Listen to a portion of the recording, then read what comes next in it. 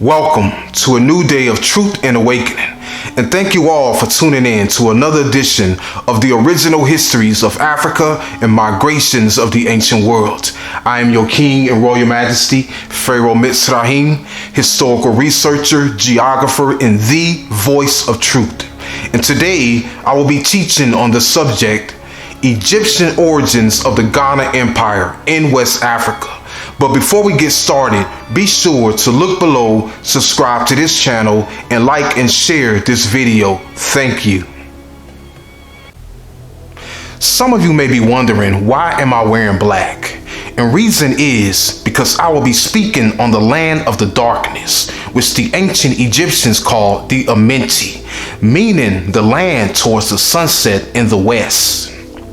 And in this land to the far west of Egypt, there arose a great empire known as the Ghana Empire. And when it comes to the ancestors and origins of the Ghana Empire, there are many theories put forth by modern authorities. But there's a problem with these theories, and problem is they're too late. And those who make these theories provide no ancient written sources to validate them. And then there's the Islamic sources coming from the Mali and Songhai Empire that succeeded the Ghana Empire, and it speaks on the origins of Ghana after Ghana converted to Islam. But there's a problem with these sources, and problem is these sources corrupt the origins of Ghana with Islamic propaganda. But what if I told you the truth is actually in one source?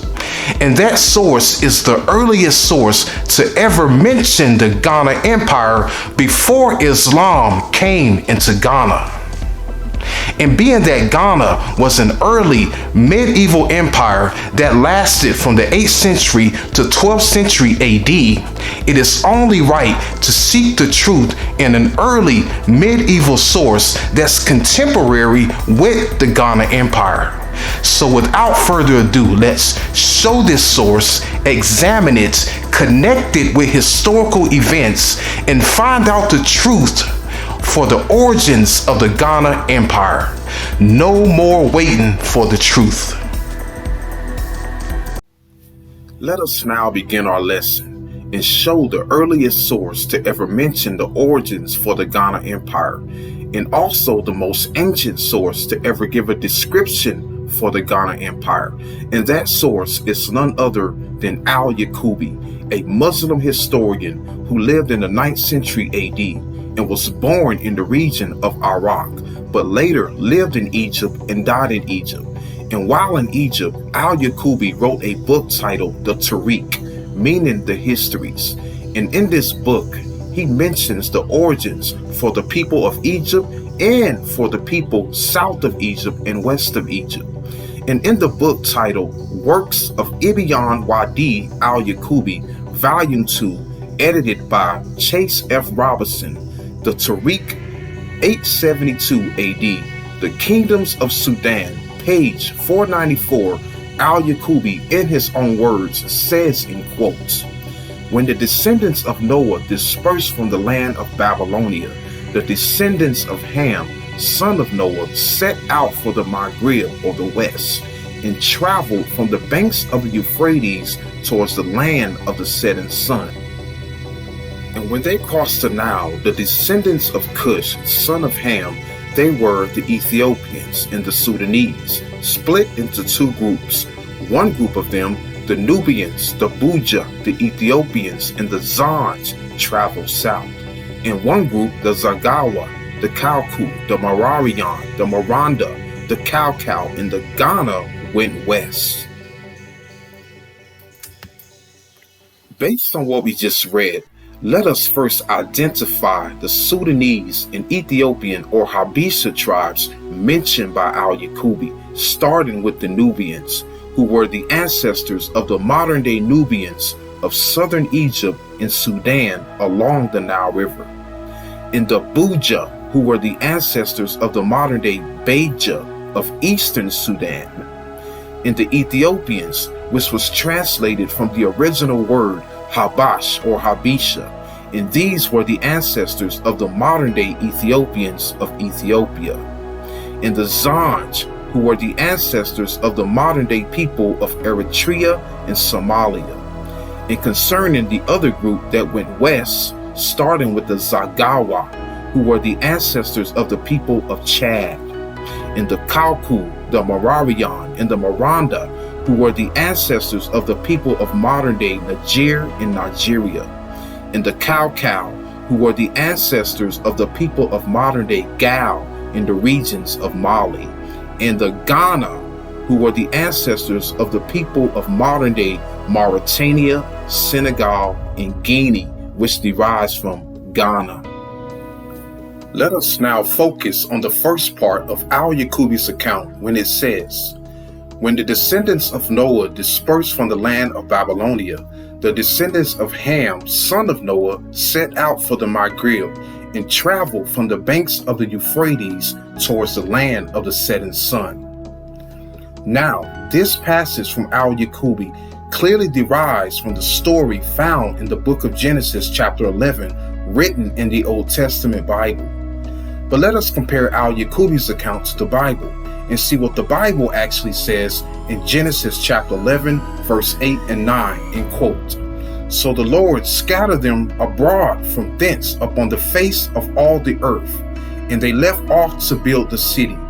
Therefore is the name of it called Babel, because the Lord did there confound the language of all the earth, and from thence did the Lord scatter them abroad upon the face of all the earth."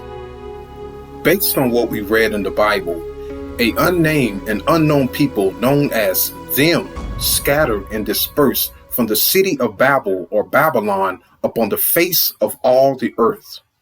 But the Bible's account says nothing about the descendants of Noah dispersing from the land of Babylon, and also says nothing about the descendants of Ham setting out for the west and migrating from the banks of the Euphrates River to the land of the setting sun that is mentioned in the writings of Al-Yaqubi.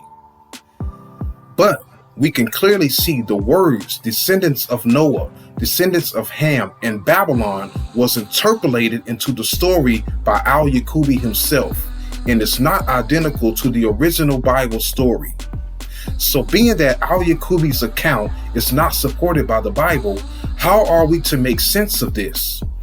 First of all, we must remove the words descendants of Noah, descendants of Ham, and Babylon, because it's not validated by the Bible. But let's focus only on the migration that took place from the Euphrates River towards the land of the setting sun in the west, and tie it to the earliest historical event. Now, when we focus on the migration only and remove the biblical words from Al-Yaqubi's account, we get this in quotes. "When they dispersed and set out for the Maghreb or the west, and traveled from the banks of the Euphrates towards the land of the setting sun."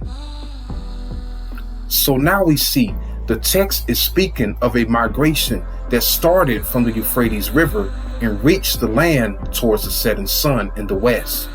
So question is, when did this movement and migration from the Euphrates River to the west took place historically? And the answer is in the ancient records of Assyria. And this source mentions the earliest historical movement and migration from the Euphrates River to the west.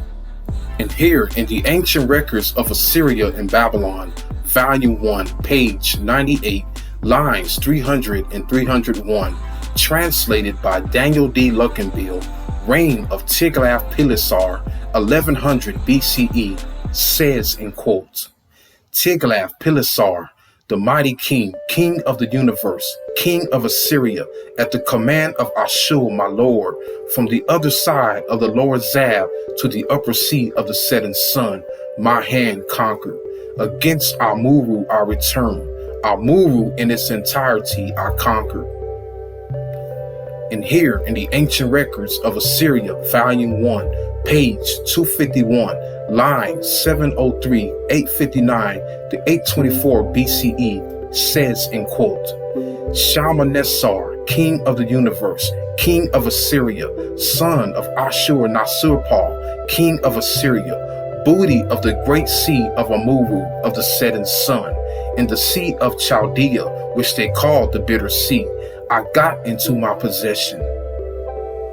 Based on the primary source we just read, the kings of Assyria from the Euphrates River moved and conquered the Sea of Amuru towards the sunset in the west, which is known today as the Levant region in the land of Canaan. But this migration from Assyria never reached Egypt, Cush, or West Africa, and never went beyond Canaan. And this is the earliest written historical account to ever mention a movement and migration from the Euphrates River to the land of the West. And it took place in the year 1100 BCE during the reign of the Assyrian king Tiglath-Pileser. And this is the first and only historical event that the passage from Al-Yaqubi can be tied to, but anything else is nothing more than just theory and conjecture. Let us now focus once again on the second part of Al-Yaqubi's account when he says in quotes, "When they crossed the Nile, the descendants of Cush, son of Ham, they were the Ethiopians and the Sudanese, split into two groups. One group of them, the Nubians, the Buja, the Ethiopians, and the Zanj, traveled south. And one group, the Zagawa, the Kauku, the Marariyan, the Maranda, the Kaukau, and the Ghana, went west." According to the text we just read, a migration of a group of people called the descendants of Cush crossed the Nile of Egypt, migrated south into Nubia, and extreme south to the Sea of Zanj, and the other group went west to Zagawa and extreme west to Ghana. But to better understand who these people were, let's focus on the words descendants of Cush and son of Ham. Now, Cush, the son of Ham, clearly derives from the book of Genesis in the Old Testament Bible. But let's go into the Bible and see what it says about Cush, the son of Ham. And according to the book of Genesis, chapter 10, verse 6, it says in quote, "And the sons of Ham were Cush, Mizraim, Phut, and Canaan. And the sons of Cush, Seba, and Havilah, and Sabta, and Raamah, and Sabtaka. And the sons of Raamah, Sheba, and Dedan." Genesis chapter 10 verse 20, and it says in quote, "These are the sons of Ham after their families, after their tongues, in their countries, and in their nations." Based on the Bible verses we just read, the Bible story about Cush, son of Ham, clearly differs from Al-Yaqubi's account about Cush, son of Ham. And according to the Bible, Cush, son of Ham, did not migrate or cross the Nile, but were indigenous sons of the land of Ham, who settled in their country and in their nations. And this is the truth of this matter. But let us now turn our focus on an earlier, more ancient historical source known as the Ancient Records of Egypt that mentions the term Cush. And being that the Bible makes no mention of a migration for the descendants of Cush or sons of Cush, how are we to interpret the passage from Al-Yaqubi when he says, "When they crossed the Nile, the descendants of Cush split into two groups"? And truth is, the reason why these people were called descendants of Cush, because they were a group of people migrating into the indigenous land of Cush. And Cush was actually the name of the land. And the indigenous inhabitants were known as Cushites. And this is the real reason why these group of people were called descendants of Cush or sons of Cush. So the question is, who were these people called the sons of Cush migrating into the land of Cush? And the answer is in the Ancient Records of Egypt, Volume 2, 18th Dynasty, Reign of Tenkamenin, page 423, lines 1029 and 1030, and it says in quote, "The king son of Cush, governor of the south countries, fan bearer at the right of the king, Huey triumphant, bringing all the tribute to the Lord of the two lands, the presence of retinue, the wretched, by the king's messenger to every country, the king's son of Cush, governor of the southern countries, Amenhotep triumphant. According to the passage from the ancient records of Egypt, these people, known as the sons of Cush, were actually a colony of southern Egyptians from the region of Waset, or better known as Thebes, the city of the god Amun in southern Egypt, and they lived during the 18th dynasty period of Egypt. And on the orders of Pharaoh, these group of southern Egyptians were sent south to the land of Cush and west of Cush, and became known as the king's sons of Cush. And we must also keep in mind the word Cush itself derives from the written records of Egypt, and all land called Cush was reached, conquered, and settled by Egyptians, because Cush is an Egyptian word referring to a non-Egyptian people known as Cushites, whom the Egyptians settled amongst and mingled with, and their descendants later became known as Ethiopians, mentioned in the ancient writings of the Greeks. But let us now focus on the movement and migration of these southern Egyptians coming into the land of Cush, and find out when did these Egyptians came into the land of Cush historically. And when we go into the ancient records of Egypt, Volume 2, biography of Amos, son of Ibana, reign of Amenhotep I, 1524 to 1504 BCE, page 17, line 39, it says in quote, I sailed the king Zedekare Amenhotep I triumphant when he ascended the river of Cush in order to extend the borders of Egypt. Meanwhile, I was at the head of our army. Based on the inscription of Amos, son of Ibana, during the reign of Pharaoh Amenhotep I, an army of Egyptians moved and advanced south to the land of Cush to extend the borders of Egypt and establish an Egyptian colony in the land of Cush. And it was during this time, the 18th dynasty, that a colony of Egyptians known as the sons of Cush migrated, reached, and settled amongst the native Cushites in the land of Cush. And later on, according to Al-Yaqubi, these Egyptians sent more colonies westward towards Chad, Niger, Mali, Mauritania, Senegal, and Guinea in the land of Ghana. But let's now focus on the question, how far did these borders or boundaries of Egypt extend? In what direction did they go? And the answer is in the ancient records of Egypt, Volume 2, 18th dynasty, reign of Thutmose I, 1506 to 1493 BCE, page 30 through 31, line 73, and it says in quotes, he brought the ends of the earth into his domain. The entire earth is under his 2 feet. Bodily, son of Re, his beloved, Thutmose I, living forever and ever. Ancient Records of Egypt, Volume 2, 18th Dynasty, Reign of Hatshepsut, page 134, line 321, and it says in quote, he, Amun, hath made my kingdom. The black land and the red land are united under my feet. My southern boundary is as far as the land of Punt. My eastern boundary is as far as the marshes of Asia. My western boundary is as far as the mountains of Manu in Aru.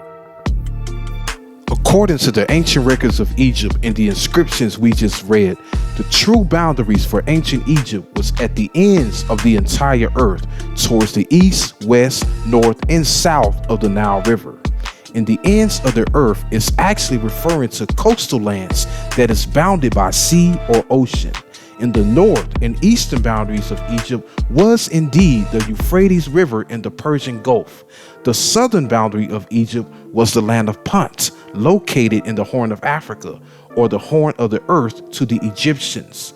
The western boundary of Egypt was indeed modern-day Senegal, Mauritania, and Guinea, located in the westernmost parts of Africa, or the western horn of the earth. And this is the truth according to the Egyptians themselves. So there you have it. When the source is revealed, the truth comes out. And when the source is present, the truth cannot be denied. And truth is, according to Al-Yaqubi, the earliest, most ancient source to ever mention the term Ghana, the ancestors and founders of the Ghana Empire were a race of southern Egyptians that migrated from southern Egypt to the land of Kush, and from the land of Kush to the extreme west of Africa.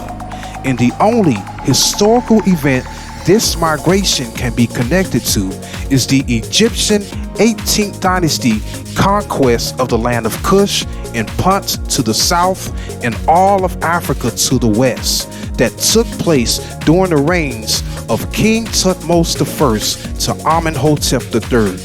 And these Egyptian colonies sent out on the orders of Pharaoh reached, conquered, and settled all of Africa to the south of Egypt and all of Africa to the west of Kush. And their descendants were later known as the Ethiopians, mentioned in the ancient classical writings of the Greeks. And this is the closest ever to the truth, because the truth is in the earliest original source, and this truth is final and irrefutable. I arrest my case. So there you have it. What did we learn today? We learned that according to the one and only original primary contemporary source for the origins of the Ghana Empire, the ancestors and founders of the Ghana Empire were a race of ancient Egyptians who migrated from Egypt in the north to Nubia in the south, and from Nubia in the east to Ghana in the west. And with that said, I say no more. The sources have been shown, the ancients have spoken, and the truth has been revealed. This is your brother Pharaoh Mitzrayim signing out, saying, until next time, Egypt stays in Africa. Peace, Ma'at, Amen, Hotep, and may you all have a wonderful day.